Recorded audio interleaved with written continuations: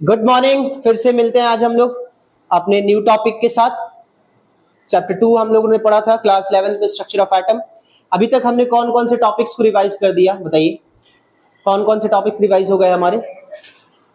हमने शायद photo electric effect तक अपनी कहानी पूरी कर ली है, जिसमें हमने इलेक्ट्रॉन की वेलोसिटी भी डिस्कस कर लिया था। आज हम लोगों को जो टॉपिक अपने इस लेक्चर में डिस्कस करना है, ये लेक्चर नंबर 3 है। और लेक्चर नंबर 3 में हम लोग क्या डिस्कशन करने वाले हैं, इसमें डिस्कशन करने वाले हैं हम लोग स्पेक्ट्रम के बारे में। किसके बारे में डिस्कशन करेंगे? स्पेक्ट्रम। तो स्पेक्ट्रम क्या है, कैसे है, ये पूरी कहानी हम लोग अपने इस लेक्चर में डिस्कशन करेंगे आज, ठीक है। और इसके न्यूमेरिकल्स को भी सॉल्व करने की कोशिश करेंगे। आइए लेक्चर 3 की स्टार्टअप करते हैं। ये हमारे पास है लेक्चर नंबर 3 और लेक्चर नंबर 3 का जो टॉपिक हम डिस्कशन करने जा रहे हैं, ये टॉपिक हमारे पास कौन सा है बेटा, बताओ? स्पेक्ट्रम। स्पेक्ट्रम, इसी में आपका आ जाएगा line spectrum of hydrogen, spectral series, ये सारी चीजें इसी के अंदर आ जाएगी, ठीक है। स्पेक्ट्रम के अंदर ये सारी चीजें आती हैं हमारी, राइट। बात समझ में आई कि नहीं? बात समझ में आई कि नहीं? तो चलिए आइए देखते हैं। सबसे पहले देखते हैं स्पेक्ट्रम क्या होता है, स्पेक्ट्रम किसको कहते हैं। तो स्पेक्ट्रम क्या है? बैंड ऑफ कलर्स और बैंड ऑफ रेडिएशंस। कलर्स का बैंड और रेडिएशंस का बैंड।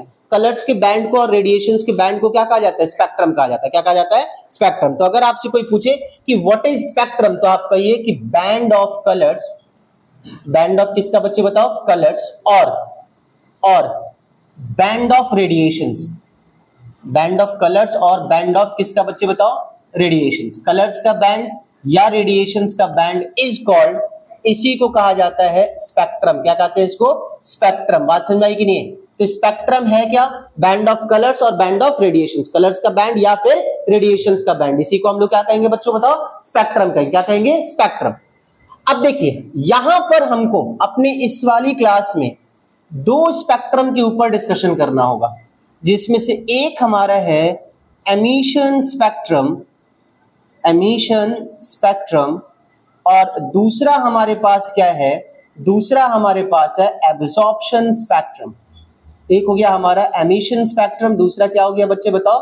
Absorption spectrum. अब देखते हैं कि एमिशन स्पेक्ट्रम क्या है और एब्जॉर्प्शन स्पेक्ट्रम क्या है, किसको एमिशन बोलोगे और किसको एब्जॉर्प्शन बोलोगे। सबसे पहले आते हैं कहानी लेकर के एमिशन स्पेक्ट्रम, ठीक है।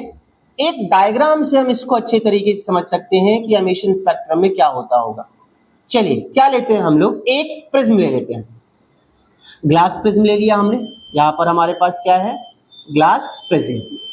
अब इस ग्लास प्रिज्म से हम लोग क्या करते हैं? इस ग्लास प्रिज्म से हम लोग व्हाइट लाइट को फॉल कराते हैं। कौन सी लाइट को फॉल कराते हैं? White light.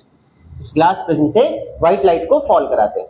सर यहां पर इस वाले सरफेस पर इसका क्या होगा? इस वाले सरफेस पर इसका होगा रिफ्रैक्शन। क्या होगा इसका?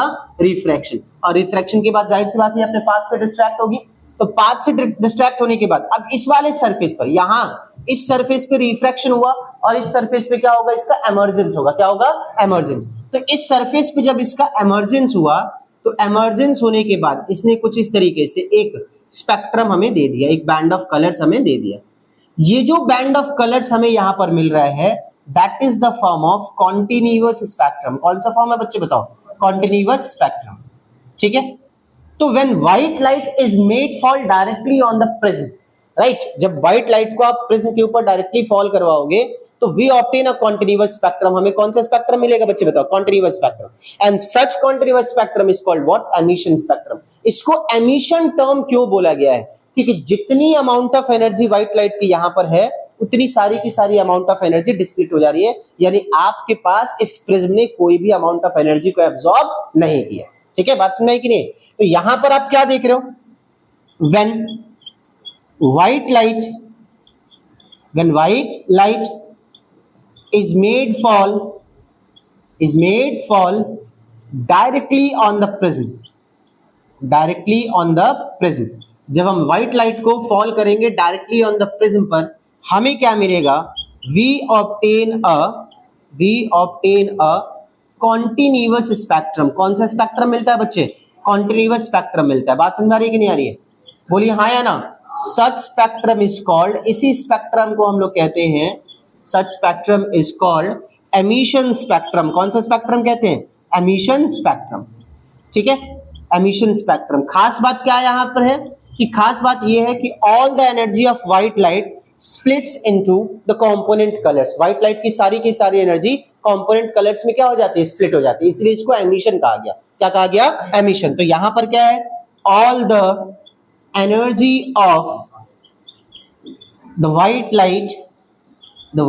लाइट स्प्लिट्स इनटू किसमें स्प्लिट हो जाती है बेटा, splits into the continuous spectrum. बात समझ आई कि नहीं आई? अच्छा, इस स्पेक्ट्रम में ये स्पेक्ट्रम कैसा हमको मिल रहा है, कॉन्टिन्यूअस। कैसा स्पेक्ट्रम मिल रहा है, कॉन्टिन्यूअस। तो कॉन्टिन्यूअस स्पेक्ट्रम में क्या होता है, इसमें खास बात क्या है, कॉन्टिन्यूअस स्पेक्ट्रम वो स्पेक्ट्रम जिसमें लाइट की फ्रीक्वेंसी लगातार दूसरे में मर्ज होता रहे और बीच में कोई भी डार्क लाइंस यानी गैप ना मिले। Spectrum in which frequency of one light merges into other continuously and no dark lines are obtained between the colors के बीच में कोई भी डार्क लाइन या बैंड आपको ना मिले, उसको कहते हैं हम लोग कॉन्टिन्यूअस स्पेक्ट्रम। कौन सा, कॉन्टिन्यूअस स्पेक्ट्रम। तो जब स्पेक्ट्रम कॉन्टिन्यूअस होगा तो इसमें all the bright colours are obtained. सारे के सारे कैसे कलर्स ऑब्टेन्ड होंगे, ब्राइट। तो इसमें अगर हम ध्यान से देखें तो हमें मिलेगा कि इन सच स्पेक्ट्रम, इस स्पेक्ट्रम में क्या खास बात है, all the bright colors are obtained on। अब ब्राइट कलर्स को ऑब्टेन करने के लिए आपके पास स्क्रीन कैसा होना चाहिए बच्चे, बताओ बेटा, डार्क स्क्रीन। तो इस स्पेक्ट्रम में सारे ब्राइट कलर्स को हम ऑब्टेन किसके ऊपर करते हैं बेटा, बताओ, डार्क स्क्रीन पर। किस पर, डार्क स्क्रीन पर। बात समझ आई कि नहीं? इसको हमने कहा कॉन्टिन्यूअस स्पेक्ट्रम। कौन सा स्पेक्ट्रम, कॉन्टिन्यूअस स्पेक्ट्रम, यानी कि हमारा हो गया एमिशन। कौन सा हो गया बच्चे, एमिशन। लेकिन अगर मैं यहां पर अगली कहानी लेकर के आऊं, नेक्स्ट कहानी मेरे पास है एब्जॉर्प्शन स्पेक्ट्रम। कौन सा स्पेक्ट्रम बच्चे बताओ, एब्जॉर्प्शन स्पेक्ट्रम। नाम से ही लग रहा है कि यहां पर कुछ ना कुछ एनर्जी हमारी एब्जॉर्ब जरूर होगी। अब एनर्जी को एब्जॉर्ब करने के लिए हम यहां पे क्या लगाएंगे, एब्जॉर्बिंग सैंपल। क्या लगाएंगे, एब्जॉर्बिंग सैंपल। इसके फॉर्म में हम लोग पीस ऑफ पेपर, ठीक है, पीस ऑफ कॉटन, राइट, या फिर कर्टन्स, पर्दे वगैरह जो हम लगाते हैं, इनमें से कोई भी चीज लगा सकते हैं जो एनर्जी क्या कर रहा होगा, एब्जॉर्ब कर रहा होगा। तो इसको भी डायग्राम से देखिए, यहां पर हमने एक प्रिज्म लगाया। क्या लगाया बच्चे, हमने यहां पर एक प्रिज्म, और यहां पे लगा दिया क्या, यहां पे लगा दिया हमने एब्जॉर्बिंग सैंपल। कौन सा सैंपल बेटा, एब्जॉर्बिंग सैंपल। मान लीजिए, चलिए ग्लास है यहां पर सपोज। अब यहां से आप व्हाइट लाइट को फॉल करा रहे हो। किसको फॉल करा रहे हो बेटा, व्हाइट लाइट। व्हाइट लाइट यहां से इस सैंपल से निकल करके आगे बढ़ती है। जब व्हाइट लाइट इस सैंपल से निकल करके आगे बढ़ेगी तो अब आप यही सोच लो, जितनी एनर्जी व्हाइट लाइट की यहां पर है, सभी लोग ध्यान दीजिए बोर्ड के ऊपर, जितनी एनर्जी व्हाइट लाइट की यहां पर है, क्या उतनी ही एनर्जी व्हाइट लाइट की यहां पर है? बिल्कुल नहीं।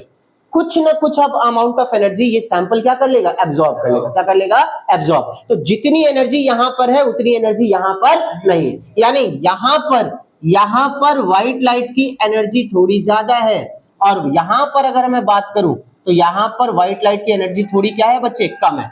क्यों, कहां गई है energy, this amount of energy is absorbed by the absorbing sample. किसने एब्जॉर्ब कर लिया, एब्जॉर्बिंग सैंपल। अब इसका कॉन्सिक्वेंस क्या होगा, यहां से लाइट रिफ्रैक्ट होगी, और रिफ्रैक्ट होने के बाद जब ये एमर्ज आउट होगी ना, तो एमर्ज आउट होगी कॉन्टिन्यूअस पैटर्न में नहीं होगी, एमर्ज आउट होगी एक डिसकंटिन्यूअस पैटर्न पे। कौन से पैटर्न पे बच्चे, डिसकंटिन्यूअस पैटर्न पे। यानी हमें यहां पर एक ऐसा स्पेक्ट्रम मिलेगा जिस स्पेक्ट्रम में कलर्स के बीच में बैंड देखने को मिलेंगे, ब्लैक बैंड देखने को मिलेंगे, गैप देखने को मिलेगा। यानी वहां पर हमें कौन सा स्पेक्ट्रम मिला बेटा, बताओ, डिसकंटिन्यूअस स्पेक्ट्रम। कौन सा, डिसकंटिन्यूअस स्पेक्ट्रम। तो क्या है इसमें, white light is made fall on the prism after passing through the absorbing sample. White light को हमने प्रिज्म से पास किया है, लेकिन पहले हमने उसको किससे पास करा है, एब्जॉर्बिंग सैंपल से। तो क्या हुआ, some amount of energy is absorbed by the absorbing sample, as a result जिसकी वजह से we obtain a discontinuous spectrum. We obtain a discontinuous spectrum.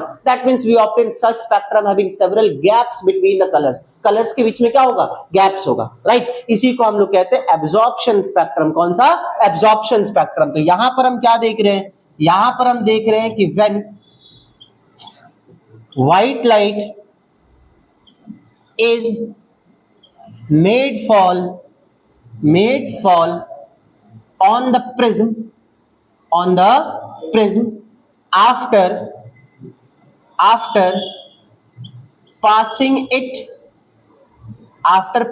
it through the absorbing sample, after passing it through the absorbing sample, we obtain, हमें क्या मिलेगा बताओ, we obtain a discontinuous spectrum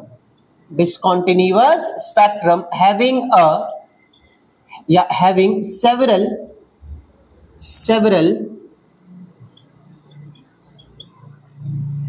gaps or bands,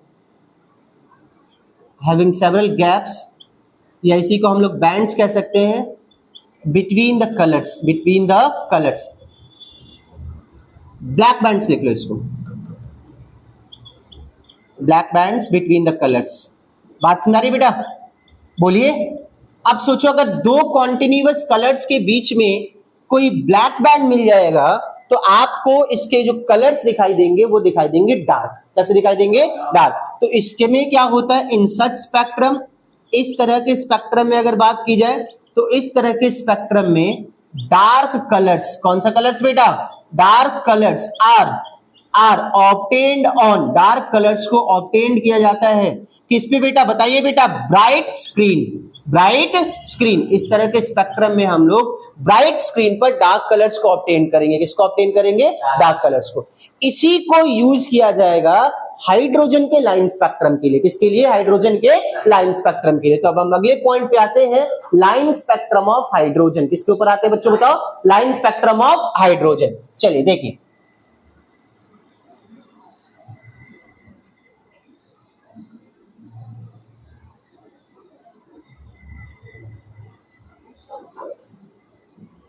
बात किसकी कर रहा हूं मैं?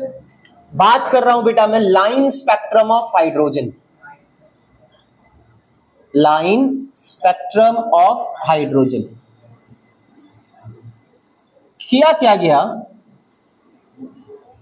जब हाइड्रोजन गैस से इलेक्ट्रिकल डिस्चार्ज को पास किया जाता है, आपके पास हाइड्रोजन गैस है और आप हाइड्रोजन गैस से इलेक्ट्रिकल डिस्चार्ज को पास करिए तो hydrogen gas gets ionised. Hydrogen gas क्या हो जाता है बेटा? आयोनाइज। आपके पास हाइड्रोजन गैस है और आप हाइड्रोजन गैस से किसको पास करेंगे बताइए? इलेक्ट्रिकल डिस्चार्ज यानी इलेक्ट्रिसिटी को। तो इलेक्ट्रिसिटी को पास करोगे तो आपका जो हाइड्रोजन गैस है ये आयोनाइज हो जाएगा। कैसा हो जाएगा? आयोनाइज। और हाइड्रोजन गैस के आयोनाइजेशन की वजह से ब्लू रेडिएशन इम्पार्ट्स। कौन से रेडिएशन इम्पार्ट होते हैं? Blue radiation. अब इस ब्लू रेडिएशन को निकोल के प्रिज्म से पास करना है, ग्लास प्रिज्म से पास नहीं करना है। ब्लू रेडिएशन की वेवलेंथ थोड़ी कम है तो इसको पास करना है निकोल प्रिज्म से। कौन से प्रिज्म से? निकोल प्रिज्म से। तो जब इसको आप निकोल प्रिज्म से पास करोगे तो you will obtain a discontinuous spectrum having several lines between them। आपको एक डिस्कंटिन्यूअस स्पेक्ट्रम मिलेगा जिसके बीच में बहुत सारी क्या होंगी बेटा? लाइंस होंगी। बहुत सारी क्या होंगी? लाइंस का भी एक बैंड मिल गया हमको और लाइंस के इसी बैंड को क्या कहा जाता है? Line spectrum. कौन सा एटम के अंदर देखा गया? हाइड्रोजन। तो लाइन स्पेक्ट्रम ऑफ हाइड्रोजन। बात समझ आई कि नहीं? व्हेन इलेक्ट्रिकल डिस्चार्ज यानी इलेक्ट्रिसिटी, कौन सी city? Electricity is pass through किससे? Hydrogen gas. इसका क्या होगा बेटा? हाइड्रोजन गैस का आयोनाइज यानी आयोनाइजेशन होगा और इसकी आयोनाइजेशन से कौन सी कलर इंपार्ट होगी? Blue radiation. कौन सा? ब्लू। अब इस ब्लू रेडिएशन को ग्लास प्रिज्म की जगह हमें किससे पास करनी है? निकोल प्रिज्म से। तो निकोल प्रिज्म से पास करेंगे तो हमें क्या मिलेगा? हमें क्या मिलेगा? जब हम इसको निकोल प्रिज्म से पास करेंगे तो हमें मिलेगा एक डिस्कंटिन्यूअस स्पेक्ट्रम जिसके बीच में बहुत सारी क्या होंगी? लाइंस। बहुत सारी क्या होंगी? लाइंस या गैप्स। राइट? उसी को कहा जाएगा क्या? लाइन स्पेक्ट्रम ऑफ किसका? Hydrogen. Line spectrum of hydrogen. तो यहां पर हम क्या देख रहे हैं? When electrical discharge is passed through the hydrogen gas, right? It gets ionized। इसका क्या हो जाता है बेटा? बताओ। आयोनाइजेशन। ये आयोनाइज्ड हो जाएगा। बात समझ आ रही है?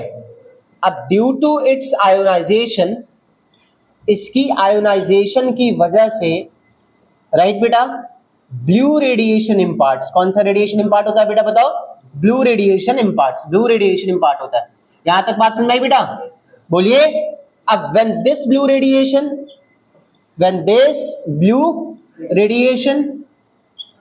is passed through the Nicol prism. किससे पास करना है बेटा? निकोल प्रिज्म से, राइट? राइट बेटा, बोलिए हाँ या ना। we obtain a discontinuous spectrum having several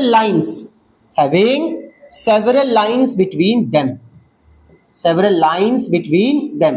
हमें एक डिसकंटिन्यूअस स्पेक्ट्रम मिला जिसके बीच में बहुत सारी क्या मिली बेटा? लाइंस मिली। बहुत सारी क्या मिली? लाइंस। ठीक है, the band of lines is called what बेटा? Is called line spectrum. और किस एटम के अंदर देखा जा रहा है? हाइड्रोजन। तो यहां पर जो हमें बैंड ऑफ लाइंस मिल रही हैं, the band of lines is called इसी को कहा गया लाइन स्पेक्ट्रम ऑफ किसका? बोलिए, हाइड्रोजन। लाइन स्पेक्ट्रम ऑफ किसका बच्चे? हाइड्रोजन। जो बैंड ऑफ लाइंस यहां पे मिल रही हैं, इन्हीं बैंड ऑफ लाइंस को हाइड्रोजन का लाइन स्पेक्ट्रम कहा गया। अब देखिए खास बात क्या है सर, जितनी लाइंस यहां पर मिली, इन सारे लाइंस को अलग अलग साइंटिस्टों ने ऑब्जर्व किया और अलग अलग साइंटिस्टों ने ऑब्जर्व करके एक सीरीज बना दिया, जिस सीरीज को कहा गया स्पेक्ट्रल सीरीज। कौन सा? Spectral series. जितनी लाइंस यहां पर मिली, बैंड जितनी मिली इस बैंड के अंदर, उन लाइंस को अलग अलग साइंटिस्टों ने ऑब्जर्व किया और अलग अलग साइंटिस्टों ने ऑब्जर्व करके क्या बना दिया बेटा? सीरीज। उसी सीरीज को कौन सा सीरीज कहा गया? Spectral series. कौन सा? Spectral series. तो यहां पर हम क्या देख रहे हैं कि these lines were studied by different scientists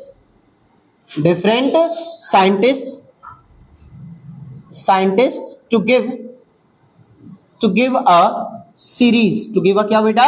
series which is called, जिसको कहा गया, क्या कहा गया बच्चे बताओ बेटा? Spectral series.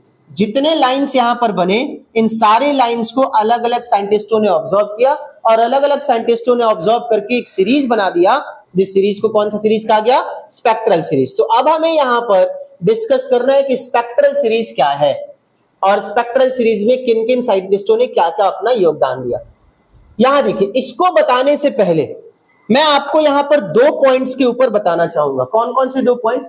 पहला पॉइंट हमारा है जो मैं यहां पे डिस्कस करना चाह रहा हूं आपके साथ में, एक है एक्साइटेशन ऑफ इलेक्ट्रॉन्स। कौन सा है पॉइंट बेटा बताओ? Excitation of electrons. देखिए, ये तो हम सब जानते हैं कि इलेक्ट्रॉन्स जो होते हैं मोबाइल पार्टिकल्स होते हैं, नॉन स्टेशनरी पार्टिकल्स हैं। तो एक जगह तो स्थिर रहेंगे नहीं, घूमते रहेंगे। तो अगर घूमते घूमते इलेक्ट्रॉन लोअर शेल से हायर शेल की तरफ जाते हैं, कहां से कहां जाते हैं? लोअर शेल से हायर शेल की तरफ। तो movement of electrons from lower shell to higher shell. अच्छा, इस पर्पस के लिए एनर्जी एब्जॉर्ब करनी पड़ेगी। By absorbing the energy, that is called what? Excitation of electrons. क्या कहोगे आप इसको? Excitation of electrons. मतलब इलेक्ट्रॉन्स की movement from the lower shell to the higher shell by absorbing energy, that is called what? That is called excitation of electrons. Excitation of electrons. तो इसका मतलब क्या है?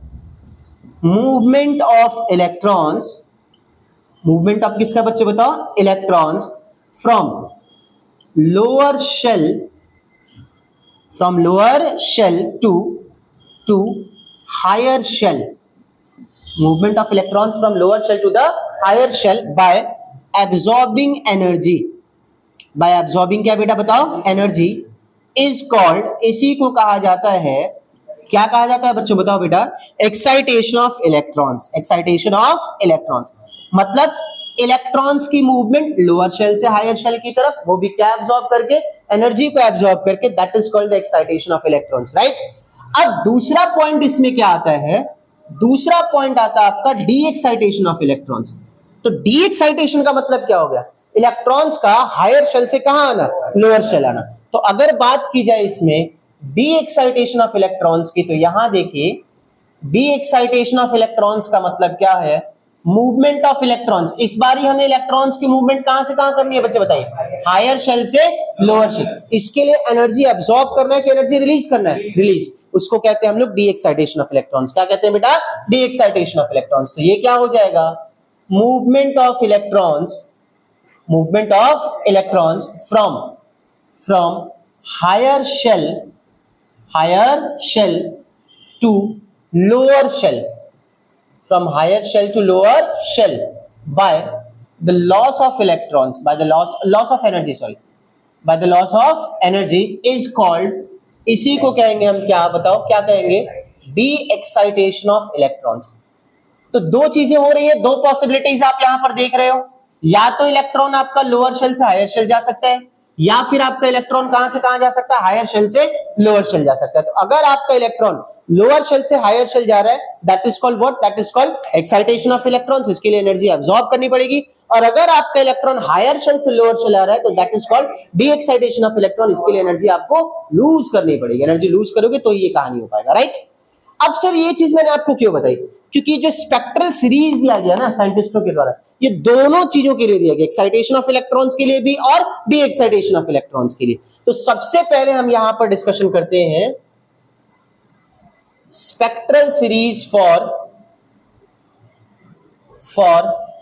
एक्साइटेशन ऑफ इलेक्ट्रॉन्स, इलेक्ट्रॉन्स के excitation के लिए spectral series, electrons के इसके लिए बच्चे बताओ बेटा, एक्साइटेशन के लिए स्पेक्ट्रल सीरीज, कि हमारा जो इलेक्ट्रॉन है एक्साइट होके कहां से कहां जाएगा। तो लोअर से हायर जाना है, कहां से कहां जाना है बच्चे बताओ, लोअर से हायर जाना है, एनर्जी क्या करना है, एब्जॉर्ब, क्या करना है, एब्जॉर्ब। तो यहां पर मैं लिख रहा हूं सीरीज का नाम कि किस साइंटिस्ट ने क्या दिया था, फिर मैं लिख रहा हूं N1, N1 है बेटा मेरा लोअर शेल, कौन सा शेल है बेटा, लोअर शेल। फिर मैं लिख रहा हूं N2 की इलेक्ट्रॉन N1 से निकल के, यानी लोअर शेल से निकल करके जा कहां पे रहा है, दैट इज N2, उसको क्या कहेंगे, N2। और उस दौरान आपका रेंज ऑफ रेडिएशन क्या है, मतलब कि आपको किस तरह का रेडिएशन मिलता है, ये चीज भी जानना जरूरी है हमारे लिए, राइट। तो स्पेक्ट्रल सीरीज में सबसे पहला सीरीज आता है बेटा लाइमन सीरीज, कौन सा सीरीज बेटा, लाइमन सीरीज। इसने क्या ऑब्जर्व किया लाइमन ने, कि इलेक्ट्रॉन हमेशा, इन्होंने कहा फर्स्ट शेल से जंप करेंगे, कहां से जंप करेंगे, ये सब कुछ हाइड्रोजन एटम के अंदर बात हो रही है, किसके अंदर बात हो रही है, हाइड्रोजन के अंदर। तो इलेक्ट्रॉन्स फर्स्ट शेल से जंप करेंगे, फर्स्ट शेल से जंप करके second, third, fourth, so on जाएंगे, और आपको जो रेंज ऑफ रेडिएशंस मिलेंगी, ये मिलेंगी बेटा अल्ट्रा वायलेट। कैसे मिलेंगे बेटा, अल्ट्रा वायलेट, अल्ट्रा वायलेट, ठीक है। क्या हम अल्ट्रा वायलेट रेडिएशंस को देख सकते हैं, नहीं देख सकते, राइट। फिर लाइमन के बाद दूसरी सीरीज दी किसने बेटा, बताओ, बाल्मर सीरीज। कौन सा, बाल्मर सीरीज। इन्होंने कहा कि इलेक्ट्रॉन फर्स्ट शेल से नहीं, सेकेंड शेल से जंप करेंगे, कहां से जंप करेंगे, सेकेंड शेल से। जंप करके कहां पहुंचेंगे बेटा, बताओ, third, fourth, fifth, sixth, so on. और इस दौरान जो आपको रेडिएशंस मिलेंगी बाबू, ये सारी रेडिएशंस मिलती है विजिबल। तो याद रखे रहिएगा कि एक ही स्पेक्ट्रल सीरीज ऐसा है जो विजिबल रेंज ऑफ रेडिएशन देता है, और वो सीरीज कौन सा, बाल्मर। कौन सा है, बाल्मर। इसके अलावा और कोई ऐसा स्पेक्ट्रल सीरीज नहीं है जिसमें आपको विजिबल रेंज ऑफ रेडिएशन मिले, बस एक में ही मिलता है, किसमें, बोलिए, बाल्मर सीरीज। बाल्मर के अलावा और किसी में नहीं मिलता, ठीक है। इसके बाद तीसरा सीरीज किसने दिया, पाश्चन ने। किसने बेटा, पाश्चन ने। इन्होंने कहा कि इलेक्ट्रॉन थर्ड शेल से जंप करेगा, जंप करके fourth, fifth, sixth, so on आगे बढ़ेगा। इस दौरान आपको जो रेडिएशंस मिलेंगी, ये मिलेंगी बेटा इंफ्रारेड। कौन सी बच्चों, इंफ्रारेड। पाश्चन के बाद आए बेटा ब्रैकेट। कौन आए बेटा, ब्रैकेट। इन्होंने कहा कि इलेक्ट्रॉन फोर्थ शेल से जंप करेगा, और फोर्थ शेल से जंप करके fifth, sixth, seventh, so on जाएगा, और आपको रेडिएशन अभी भी क्या मिलनी है बच्चे बताओ, इंफ्रारेड। फिर ब्रैकेट के बाद अगले साइंटिस्ट आए बेटा पी फंड, फ्री फंड, ठीक है। अब फ्री फंड ने, यानी पी फंड ने क्या कहा कि इलेक्ट्रॉन हमारा फिफ्थ शेल से जंप करेगा। कहां से जंप करेगा, फिफ्थ शेल से, और जंप करके कहां जाएगा बच्चे, 6, 7, सो ऑन। इस दौरान भी रेडिएशंस आपको इंफ्रारेड मिलनी है। और एक और सीरीज जो हमारी एनसीईआरटी में गिवन नहीं है, वो भी हमें जाननी चाहिए। वो सीरीज है लास्ट वाली सीरीज, जिसको हम कहते हैं हम्फ्री सीरीज। कौन सा बेटे, हम्फ्री सीरीज। इन्होंने कहा कि इलेक्ट्रॉन 6 शेल से जंप करेंगे, जंप करके 7, 8, सो ऑन आगे पहुंचेंगे, और इस दौरान भी रेडिएशंस कौन से मिलेंगे आपको, आईआर यानी इंफ्रारेड। तो टोटल कितनी सीरीज मिल गई हमारे को, 6 सीरीज। कौन कौन सी बताओ, Lyman, Balmer, Paschen, Lyman, Balmer, Paschen, Brackett, Pfund, Humphreys. Lyman, Balmer, Paschen, Lyman, Balmer, Paschen, Brackett, Pfund, Humphreys, ठीक है, ठीक है। बोलो, लाइमन की सीरीज की रेडिएशन किस तरह की है, अल्ट्रावायलेट। बाल्मर की सीरीज की विजिबल, बाकी सारी सीरीज की इंफ्रारेड। कैसी? इंफ्रारेड। ये तो हो गई बात बेटे एक्साइटेशन ऑफ इलेक्ट्रॉन्स के लिए। अब जरा कहानी को थोड़ा ट्विस्ट में लेकर के आते हैं। अब है हमारा डी एक्साइटेशन ऑफ इलेक्ट्रॉन्स। कौन से इलेक्ट्रॉन्स की बात हो रही है बच्चे बताओ? डी एक्साइटेशन ऑफ इलेक्ट्रॉन्स, यानी इलेक्ट्रॉन्स का डी एक्साइटेशन। देखिए ध्यान से, हम यहां पर बात कर रहे हैं spectral series for, spectral series for किसके लिए बच्चे बताओ बेटा? D excitation of electrons. D excitation of किसका? इलेक्ट्रॉन्स। इलेक्ट्रॉन्स के डी एक्साइटेशन के लिए स्पेक्ट्रल सीरीज। ध्यान से देखिए कि डी एक्साइटेशन के लिए स्पेक्ट्रल सीरीज का मतलब क्या होगा। राइट सर, किसी एटम के अंदर शेल्स होते कितने हैं? इनफिनाइट। 7 नहीं होते बेटा, 7 में तो इलेक्ट्रॉन की मूवमेंट को अभी तक रिकॉर्ड किया गया। एटम के अंदर, चाहे एटम कोई सा भी हो, एटम के अंदर शेल इनफिनाइट होते हैं।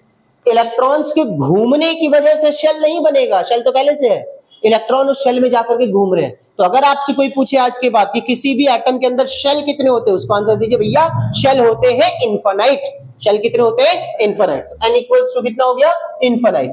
फिर अब इलेक्ट्रॉन्स की जो विजिबल कंडीशंस है, यानी जो मूवमेंट है, वो 7 के अंदर की गई है, तो हम 7 से बात करेंगे, n7। फिर n कितना हो गया हमारा बताओ? 6। फिर हमारा n कितना हो गया बच्चे बताओ? 5। फिर हमारा n कितना हो गया बेटा बोलो? 4। फिर हमारा n कितना हो गया बोलिए? 3। फिर हमारा n कितना हो गया बोलिए? 2। फिर हमारा n कितना हो जाएगा बोलिए? 1। ठीक है, ये हमारे पास में हमारे टोटल शेल्स हो गए। इनफिनाइट 7 6 5 4 3 2 1। अब इसमें एक एक करके हम सारी सीरीज के ऊपर डिस्कशन करेंगे। देखिए, जिस सीरीज में इलेक्ट्रॉन जहां से जंप होना शुरू हुआ है वहीं से वापस आएगा, वहीं से वापस आएगा। तो सबसे पहले लाइमन की सीरीज, लाइमन के सीरीज में इलेक्ट्रॉन की जंपिंग कौन से शेल से हुई है? तो वापस भी कहां पे आना है आपको? फर्स्ट शेल, यानी इनफिनाइट से फर्स्ट। डायग्राम आपकी एनसीईआरटी में भी गिवन है। 7 से फर्स्ट, फिर आपका 6 से फर्स्ट, फिर आपका बोलिए 5th से फर्स्ट, फिर 4th से फर्स्ट, 3rd से फर्स्ट और 2nd से फर्स्ट। ये वाली जो सीरीज हो गई, ये कौन सी सीरीज हो गई बेटा? लाइमन, जिसने हमें क्या दिया? यूवी। क्या दिया बच्चे? यूवी। अब लाइमन के बाद अगला सीरीज कौन सा बोलिए? बाल्मर। कौन सा? बाल्मर। बाल्मर कहां से कहां आएगा? इनफिनाइट से बोलो 2nd, फिर इसके बाद 7 से 2nd बोलते रहो, फिर 6 से 2nd, फिर बोलो 5th से 2nd, फिर बोलो 4th से 2nd, फिर 3rd से 2nd। ये हमारा कौन सा सीरीज हो गया बच्चे? बाल्मर। कौन सा? बाल्मर। इनमें क्या मिलेगा हमें? विजिबल। क्या मिलेगा? विजिबल। चलिए, बाल्मर के बाद अगली कहानी किसकी बेटा? पार्शियन। पार्शियन इनफिनाइट से कहां आएगा? 3rd, इनफिनाइट से 3rd। इसके बाद बताइए 7 से 3rd, फिर बोलिए 6 से 3rd, फिर 3rd, 5 से 3rd, फिर 4th से 3rd। ये कौन सा सीरीज है? पार्शियन। और आपको इसमें कौन सी रेडिएशन मिलेंगी? IR। कौन सी? IR, infrared. पार्शियन के बाद अगला आ जाइए ब्रैकेट। ब्रैकेट में इनफिनाइट से कहां आएंगे आप? 4th, फिर 7 से 4th, 6 से 4th, फिर 5th से 4th। ये हो गया हमारे पास में ब्रैकेट। कौन सा बेटा? ब्रैकेट। इसकी भी जो रेडिएशंस मिलेंगी कौन सी? इंफ्रारेड। ब्रैकेट के बाद क्या है? पी फन, इनफिनाइट से 5th, फिर 7 से 5th और 6 से 5th। ये हो गया हमारा पी फंड। कौन सा हो गया? P fund. इसकी भी रेडिएशन क्या है? इंफ्रारेड। और लास्ट बट नॉट लीस्ट हिम्फ्री। हिम्फ्री में इनफिनाइट से 7, इनफिनाइट से 6 और 7 से भी 6। ये हो गया हिम्फ्री की सीरीज। और इस दौरान भी रेडिएशंस कौन सी मिलेंगी? इंफ्रारेड।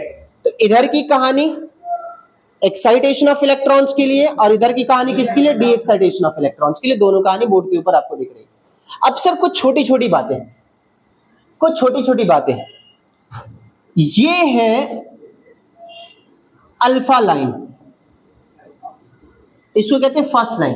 फर्स्ट लाइन को क्या कहते हैं हम लोग? Alpha line. फिर ये वाली लाइन है हमारी बीटा लाइन। फिर ये वाली लाइन हमारी क्या है? Gamma line. और ये आपके मामा लाइन यानी डेल्टा लाइन। तो अल्फा लाइन क्या है? First line of each series. First line of each series, first line of each series, इसको अल्फा लाइन कहा गया। हर सीरीज का पहला line that is called alpha line. Her series का सेकेंड लाइन ये कहलाता है हमारा बीटा लाइन। हर सीरीज का थर्ड लाइन ये कहलाता है गामा लाइन। हर सीरीज का फोर्थ लाइन ये हमारा कौन सा लाइन कहलाएगा बच्चे? Delta line. तो first line of each series alpha, उसके बाद बीटा, फिर गामा, फिर डेल्टा। ठीक है, बात समझ आ रही है कि नहीं आ रही है? बोलो, किस सीरीज की कौन सी लाइन लॉन्गेस्ट वेवलेंथ की रेडिएशन को प्रोड्यूस करेगी? तो ध्यान रखिएगा, alpha line of each series, alpha line of each series produces the longest wavelength of radiation. आपकी एनसीईआरटी में एक न्यूमेरिकल है जिसमें ये बताया नहीं है कि इलेक्ट्रॉन जंप कहां से कहां कर रहा है, बस ये बता रखा है कि जो भी रेडिएशन निकल रहा है वो लॉन्गेस्ट वेवलेंथ का है। तो लॉन्गेस्ट वेवलेंथ कौन सी लाइन से निकलेगी बेटा? Alpha line. कौन सा बेटा? Alpha line. तो दिमाग में हमको हमेशा याद रखे रहना है, क्या दिमाग में हमें हमेशा याद रखे रहना है कि alpha line of each series, alpha line of each series produces the wavelength of, या produces the longest wavelength. Produces the कैसा वेवलेंथ बेटा बताओ? Longest wavelength. कौन सा लाइन लॉन्गेस्ट वेवलेंथ को प्रोड्यूस करेगा बताइए? Alpha line. कौन सा? अल्फा। अब आइए, इधर आइए,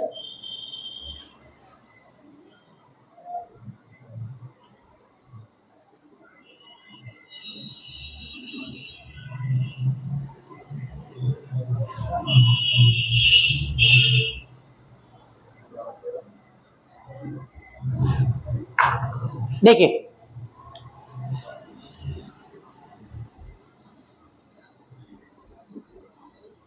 अगर हमें निकालना हो नंबर ऑफ स्पेक्ट्रल लाइंस कि किसके कितने नंबर ऑफ स्पेक्ट्रल लाइंस बनेंगे, ठीक है, तो नंबर ऑफ स्पेक्ट्रल लाइंस निकालने के लिए ट्रिकी फॉर्मूला होता है। एक क्या फॉर्मूला है बेटा? Tricky formula.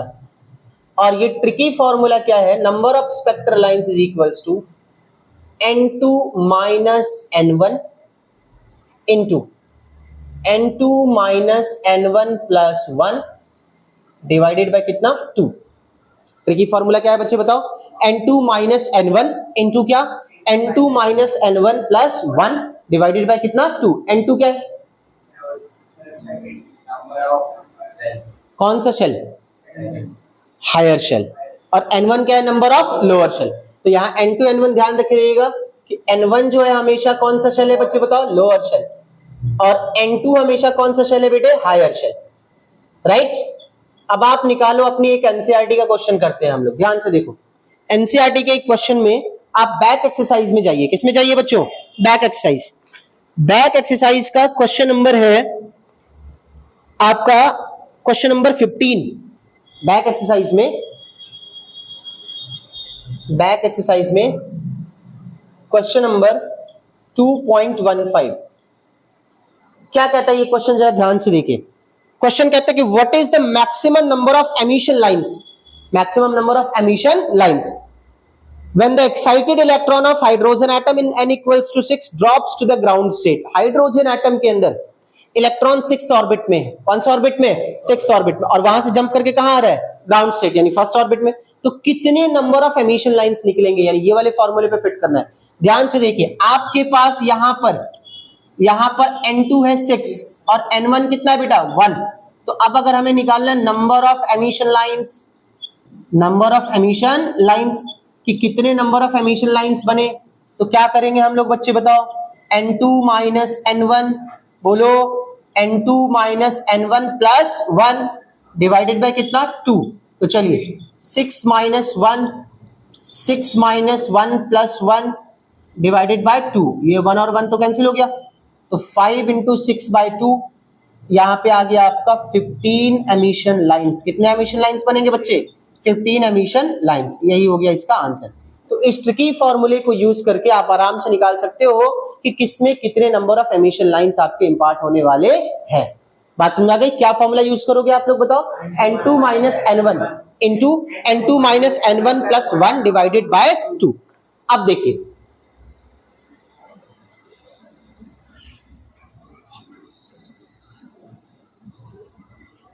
वेव नंबर अगर हमें निकालना है एमिशन लाइंस का, तो वेव नंबर निकालने के लिए फॉर्मूला क्या होगा, ध्यान से देखिए।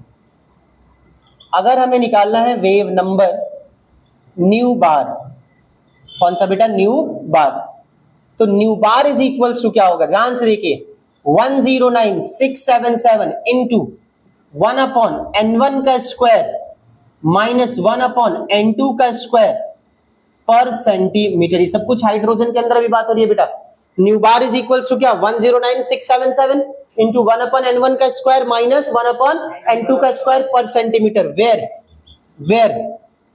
109677 पर सेंटीमीटर इज कॉल्ड, इसको हम कहते हैं, क्या कहते हैं बच्चों, बताओ बेटा, रिडबर्ग्स कांस्टेंट। कौन सा बेटे, रिडबर्ग्स कांस्टेंट, रिडबर्ग्स कांस्टेंट।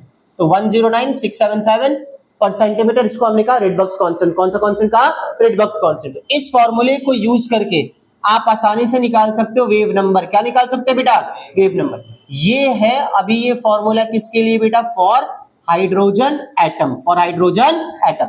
अगर दूसरा कोई एटम आ गया, फॉर अदर एटम, दूसरा कोई एटम आ गया तो क्या यूज करोगे आप, तो nu bar is equals to 109677 into Z का स्क्वायर, किसका स्क्वायर बेटा, जेड का स्क्वायर, इंटू 1 अपॉन n1 का स्क्वायर माइनस 1 अपॉन n2 का स्क्वायर पर सेंटीमीटर। ये फॉर्मूला आप दूसरे किसी एटम के लिए अप्लाई कर सकते हो।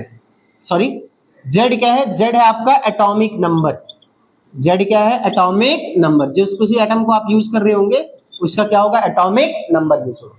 तो यहां पर इन दो फॉर्मूले को यूज करके आप आराम से क्या निकाल सकते हो बेटे, वेव नंबर। कौन सा नंबर, वेव नंबर। पहला फॉर्मूला हाइड्रोजन एटम के लिए, दूसरा फॉर्मूला बाकी किसी भी एटम के लिए आपका एप्लीकेबल हो सकता है। राइट, क्लियर है इन टॉपिक्स के ऊपर, हाँ या ना। अब इससे भी आपके न्यूमेरिकल्स 3-4 आपकी एनसीईआरटी में, आप चाहो तो अपनी एनसीईआरटी देख सकते हैं, 3-4 न्यूमेरिकल्स इसके भी है। आप एक बार इनके न्यूमेरिकल्स को जरूर ट्राई करिएगा। एक क्वेश्चन तो आपका ये वाला इंपॉर्टेंट था, एक क्वेश्चन आपकी स्कूल एग्जाम्स के लिए और इंपॉर्टेंट है, जो लगभग सारी स्कूल्स में दिया जाता है। ये है बैक एक्सरसाइज क्वेश्चन नंबर 2.33। ये भी इंपॉर्टेंट सा क्वेश्चन है, राइट। तो एक बार इसको आप ट्राई जरूर करिएगा। अगर नहीं आता आप मेरे से दोबारा पूछिएगा, ठीक है, मैं आपको इसको बता दूंगा कैसे करेंगे, बट एक बार ट्राई करो। कुछ नहीं है इसमें कुछ नहीं है। मैं एक बार क्वेश्चन रीड करके आपको बताता हूं। What transition in the hydrogen spectrum, what transition in the hydrogen spectrum would have the same wavelength as that the Balmer series in n equals to 4 to n equals to 2 in the helium spectrum। Helium spectrum का Balmer series दे रखा है और electron jump हो रहे 4th shell से 2nd shell में। अब कह रहा है कि अगर यही सेम वेवलेंथ हाइड्रोजन के अंदर यूज हो, किसके अंदर यूज हो, हाइड्रोजन के अंदर यूज हो, तो उसके n1 n2 की वैल्यू क्या आएगी। तो कुछ नहीं करना, पहले हाइड्रोजन के लिए आपको ये वाला फॉर्मूला रख लेना है, फिर हीलियम के लिए आपको n1 n2 और z पुट करके ये वाला फॉर्मूला अप्लाई कर देना, फिर दोनों को क्या कर देना है, रिलेट मतलब इक्वेशन 1 और 2 को डिवाइड और रिलेट करेंगे तो आपको n1 n2 की वैल्यू आ जाएगी। बात समझ आई कि नहीं, करने कैसे करना, पहले आपने हाइड्रोजन के स्पेक्ट्रम का ये वाला फॉर्मूला रख देना, क्योंकि आपको n1 n2 पता नहीं है तो आप इसमें पुट नहीं करेंगे, तो ये वाला फॉर्मूला पुट कर देना। फिर हीलियम के लिए आपको ये वाला फॉर्मूला पुट करना, उसमें z पुट करिए, n1 पुट करिए, n2 पुट करिए, राइट। अब इक्वेशन 1 और 2 को रिलेट करिए, क्योंकि दोनों का वेवलेंथ सेम है तो दोनों इक्वेशन बराबर होंगे, तो 1 और 2 को रिलेट करोगे तो आपको आराम से किसकी वैल्यू मिल जाएगी, n1 और n2 की। ठीक है, एक बार ट्राई जरूर करिएगा, नहीं आया आप फिर भी मेरे से पूछिएगा, मैं आपको बता दूंगा, मुझे कोई दिक्कत नहीं है। यहां पर ये हमारा टॉपिक जो था स्पेक्ट्रम का, ये टॉपिक हो गया फिनिश। अब स्पेक्ट्रम के बाद जो हमारा अगला लेक्चर होगा, यानी लेक्चर नंबर कौन सा बच्चों बताओ, फोर्थ, थर्ड तो ये बेटा, लेक्चर नंबर कौन सा, फोर्थ। लेक्चर नंबर 4 में हम किसको डिस्कशन करने वाले हैं, अब यहां से हम आराम से डिस्कशन कर सकते हैं बोर्स मॉडल, आसानी से हम डिस्कस कर सकते हैं। बोर ने अपना मॉडल पहले हाइड्रोजन के लिए दिया था, बाद में सबके लिए अप्लाई हो गया, तो हम नेक्स्ट लेक्चर में डिस्कशन करेंगे क्या चीज बच्चों बताओ, Bohr's model of hydrogen atom. चलिए बाय बाय।